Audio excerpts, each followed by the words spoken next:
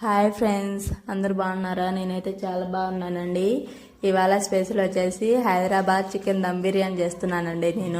ఇదైతే టేస్ట్ బాగా ఉంటుందండి, సూపర్గా ఉంటుంది. ఓసారి మీరు కూడా ట్రై చేయండి. కర్రీ లేకపోయినా ఇలాగే తినేయచ్చు, ఇంకా తినాలనిపిస్తుంది.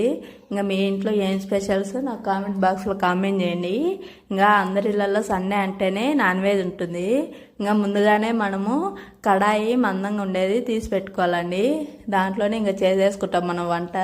ఇంకా దాంట్లో ముందుగానే మనం నీట్ కడిగి పెట్టుకునే చికెన్ వేసుకొని పసుపు, కారం, ధనియాల పొడి, గరం మసాలా, 5 పచ్చిమిరపకాయలు, అల్లం వెల్లుల్లి పేస్టు, పుదీనా, కొత్తిమీర, సాల్ట్, మనం ముందుగానే ఫ్రైడ్ ఆనియన్స్ చేసి పెట్టుకుంటాం కదండి, అవి వేసేసి బాగా ముక్కలకు పట్టేటట్టు కలిపి పెట్టుకోవాలి. ఇంకా తర్వాత దాంట్లోనే కొంచెం పెరుగు, ఇంకా తర్వాత ఒక నిమ్మకాయ, ఇంకా మనము ఫ్రైడ్ ఆనియన్స్ చేసి పెట్టుకుని ఉంటాం కదండి, ఆ ఆయిల్ కొంచెం వేసి బాగా ముక్కలు పట్టి కలిపేటట్టు కలుపుకొని పెట్టుకోవాలి.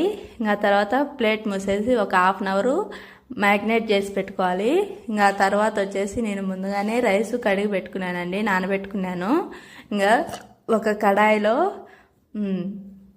స్పైసెస్ అన్నీ వేసేసి కొంచెం ఉప్పు వేసి, ఇంకా తర్వాత అవి బాగా నీళ్లు మరుగుతునేటప్పుడు దాంట్లోనే కొంచెం కొత్తిమీర, పుదీనా వేసానండి. ఇంకా దాంట్లోనే రైస్ కూడా వేసేసాను.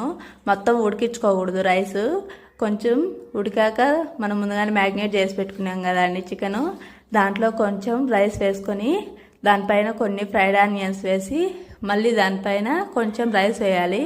ఇంకా దానిపైనే మళ్ళీ మనము కొత్తిమీర, కొంచెం కలరు వేసుకోవాలండి. ఇది ఫుడ్ కలర్ అని అడిగితే షాప్లో దొరుకుతుంది. కొంచెం వాటర్ కలుపుకొని వేసేస్తే మంచి కలర్గా వస్తుందండి. టేస్ట్ అయితే సూపర్గా ఉంటుంది.